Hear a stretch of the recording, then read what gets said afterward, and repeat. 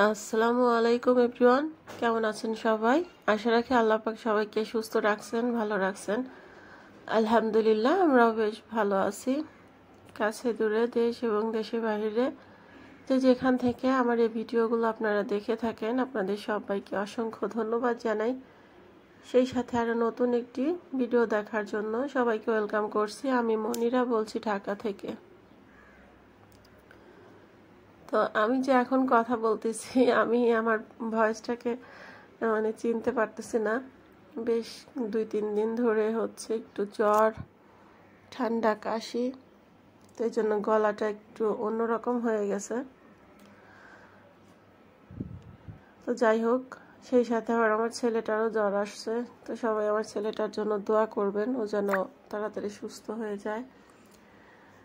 তো বেশ কিছুদিন গ্রামে থাকার পর আবার ঢাকায় ব্যাক করছি। ঢাকায়ও চলে আসছি বেশ কয়েকটা দিন। তো আগের মতো তো ঠিক মতো ভিডিও শেয়ার করতে পারতেছি না, কারণ শারীরিক অসুস্থতা, যেমন আমি অসুস্থ, ছেলে অসুস্থ।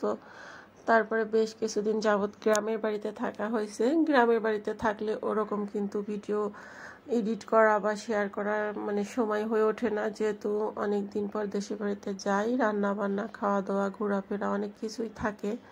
তো সেই পরিস্থিতিতে ভিডিও করা হয়ে ওঠে না। আর তারপরে এক একজনের মন মানসিকতা এক এক রকম, দেখা যাচ্ছে যে সব কিছু মিলে এরকম ভিডিও করা হয়ে ওঠে নাই।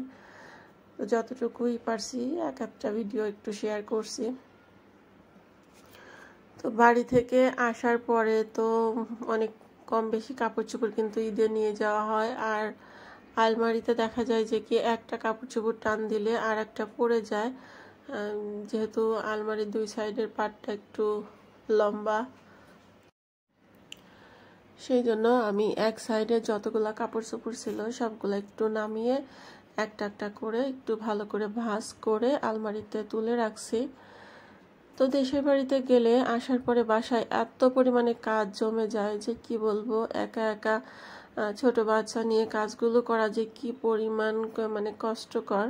আসলে যাদের ছোট ছোট বাচ্চা আছে সে সমস্ত আপুদেরকে আর নতুন করে বলার কিছু নাই, তারা এমনিতেই বুঝে যে ছোট বাচ্চা নিয়ে কাজ করা, তারপরে ভিডিও করা কি কতটা কষ্ট সাধ্যকর। হয়তো অনেকে বলবে যে ভিডিও না করলেই পারেন। আসলে এটা আমার একটা স্বপ্ন বা শখ, ছোট হোক বড় হোক একটা আশা নিয়েই আর কি আমি এই চ্যানেলটা খুলছিলাম।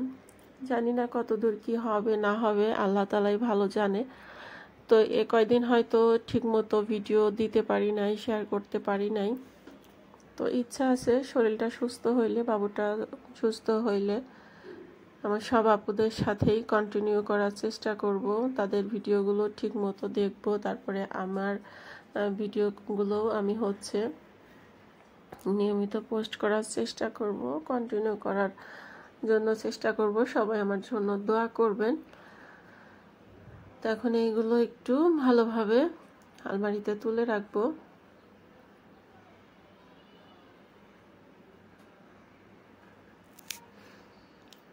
বেশ অনেকগুলা কাপড় চোপড় কিন্তু নামানো হয়েছে।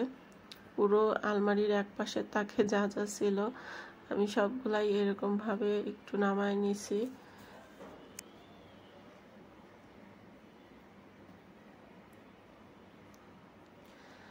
তো আলমারি ওইখানে গোছগাছ করে রেখে এখন একটু রান্নাঘরে আসছি। তো আমরা যেদিন ঢাকার দিকে রওনা দেই, আল্লাহর এমন কাম, রাস্তায় একটা গাড়ি দুর্ঘটনায় আমাদের আসতে এতটা কি বলবো, এতটা কষ্ট হয়েছে আমার লাইফে। আমি ঢাকায় 7-8 বছর ধরে আসা যাওয়া করছি, এরকম কখনো হয় নাই।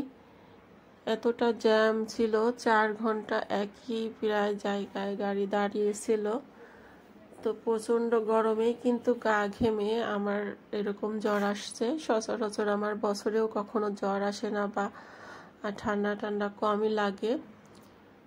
তো এরকম অবস্থাতে থেকে প্রচুর পরিমাণ গা ঘেমে তারপরে মাথার উপরে রোদের তাপ পড়ায় এরকম শরীরের অবস্থাটা হয়েছে। তো আসার সময় দেশের বাড়ি থেকে অনেক দুধ নিয়ে আসছিলাম, বাবু খায় যেহেতু, আমার হাজবেন্ডও দুধ পছন্দ করে।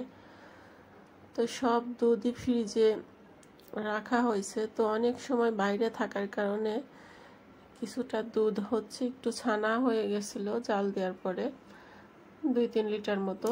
তো ওইগুলো আমি আবার একটু ছানা কেটে ডিম দিয়ে আর কি, যে ছানার একটা পুডিং মতো করে, আমি দেশের বাড়ি থেকে শিখছি, ওইটা বানিয়ে নিয়েছি। আমার হাজব্যান্ড আর ছেলে ওরা একটু একটু করে খেয়ে ফেলছে। আর এইখানে হচ্ছে মটরশুঁটিগুলা ফ্রিজে রাখছিলাম ফ্রোজিং করে। তো এখন আর গোশ ধোয়ার কারণে, দুধের বোতল ধোয়ার কারণে অনেক কিছুরই জায়গা হচ্ছে না। তো এগুলো একটু লবণ দিয়ে ভেজে দিচ্ছি। তো এইভাবে খেলেও কিন্তু মটরশুঁটি বা খেসারি না, এগুলো মটরশুঁটি ভালো লাগে। আর এইখানে এই যে পুডিং, ছানার যে পুডিংটা বানাইলাম ওইটা আর কি এখন একটু ওদেরকে দিব।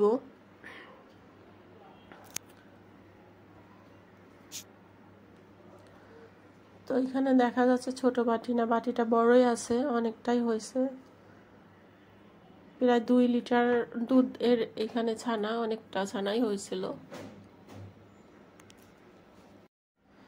কতটা কষ্ট করে যে ভয়েস দিচ্ছি, বারবার কাশি। আর সবাই সুস্থ থাকবেন, ভালো থাকবেন। বেশি কিছু বলতে পারতেছি না আজকে, শরীর মানে গলার থেকে শুধু কাশি উঠে আসছে।